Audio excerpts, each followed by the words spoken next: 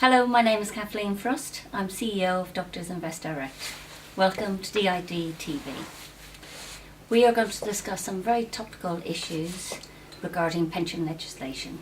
And here to join me is my business partner Keith Taylor and founder of Doctors Invest Direct. Welcome, Keith. Hi, Kathleen. Keith, what are the general changes to pension legislation that we should know about?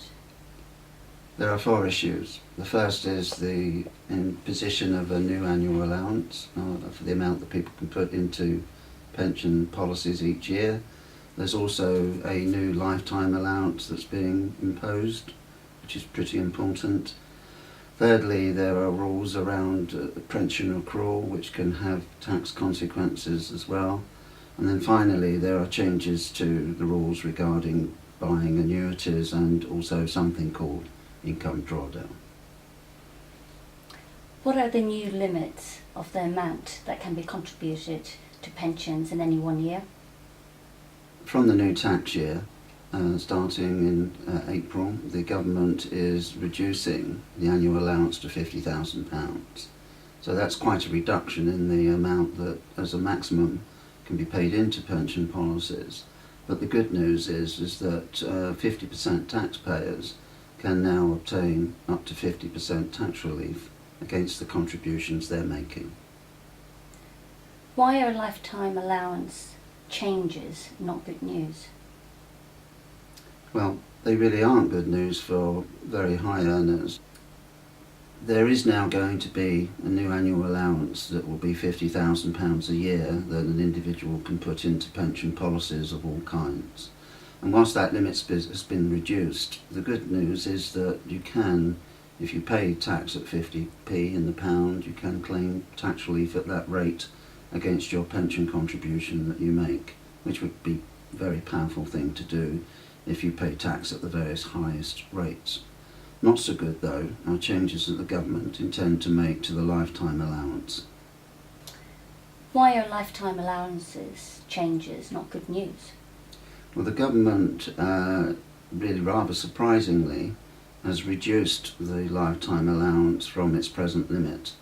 The Labour government introduced lifetime allowances, which are really a cap on the total value that an individual can build up in a pension fund before a higher rate of tax is applied to that pension fund. Under Labour, it was increased to £1.8 million as a lifetime allowance. From April next year, it's going to reduce to £1.5 million. Now, whilst the vast majority of doctors and dentists wouldn't have been troubled by the 1.8 million limit, quite a few will, and now that the limit is coming down to 1.5 million. Keith, how many doctors and dentists will be affected by this new change? Well, I think it was probably only hundreds were affected by the 1.8 million figure, but I think it's thousands that will be affected by the 1.5 million limit. Those people will be consultants on higher earnings with long periods of service, 35 years of service to 40 years of service will certainly get you somewhere near or even above the 1.5 million value. And in a way, if you've been extremely prudent and over and above the NHS pension scheme, you've also accumulated significant non-NHS pension funds, then again, you're probably increasing your chances where the 1.5 million limit will have consequences for you. Because these changes are so significant, I have written an article giving quite a lot of case study examples in the latest edition of our Financial Surgery magazine. How does a practitioner calculate the present value of their pensions accumulated of lifetime allowance purposes? It's fairly straightforward. It's necessary to establish what the existing level of pension and lump sum are that a doctor or a dentist has accumulated through the NHS pension scheme. You multiply the pension by a factor of 20, you add to that the value of the lump sum, and that is the result for the purposes of valuing it for lifetime allowances limits. But in addition to that, if the doctor or dentist has also accumulated non-NHS pension funds, then you need to add to the figures I've just described the value of those pension funds. So the total of all of that is the result for lifetime allowance purposes, and if it's more than 1.5 million, then it needs to be looked into. Is there anything that a practitioner can do to protect themselves if they're already in excess of the incoming new 1.5 million limit? Yes, indeed. There are things that a practitioner can do if they're around or at the 1.5 million limit.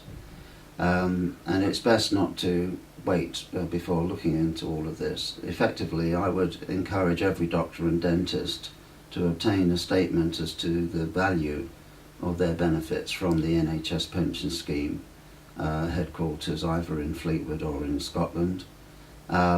Use that to calculate what the value is for lifetime allowance purposes, but it's important to do that very soon because I suspect there will be thousands of people who will need to obtain this information, and really if you wait until just before Christmas or just after Christmas to look into all of this, you've probably left it a bit late because you're not leaving a lot of time for the NHS people to actually do the calculations and get a letter out to you.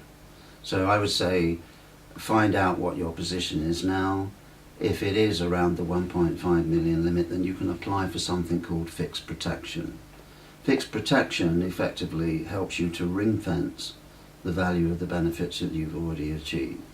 So if you are at or around the 1.5 million, consider if you need to apply for fixed protection.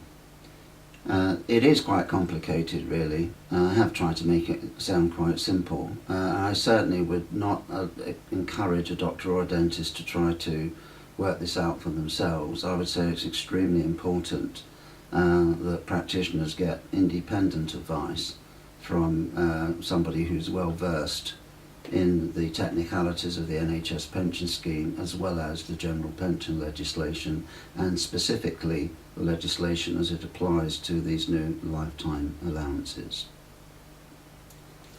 Keith, you've also mentioned that a jump in the level of pension accrual that follows a pay rise may provoke additional taxation.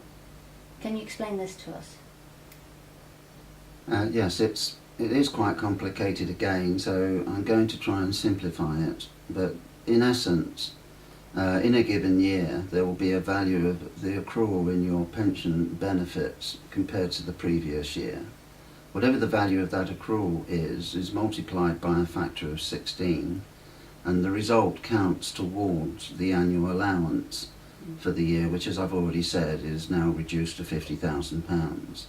If by going through this calculation it can mean that you're limited as to how much extra you might put into pension policies for the year, or it could even induce a tax charge because this calculation is deemed to push you above the £50,000 annual limit. So it is something for high earners to be very aware of. Are there also changes to annuities and income drawdown that people need to be aware of with these changes? Yes, again, this is an area of quite some significant change. I think it's in the public domain now that people are no longer going to be forced to buy an annuity when they reach age 75, which used to be the case. And the government have recognised there that with very low interest rates, for many annuities are not necessarily the right way to go. In addition to that, there used to be something called alternatively secured pensions, which people were obliged to go down as the option instead of buying an annuity when they were aged 75. ASP, in terms of what it was known just by the capital letters, wasn't very good in terms of the position if you die after the age of 75, because it meant 82% tax applied effectively.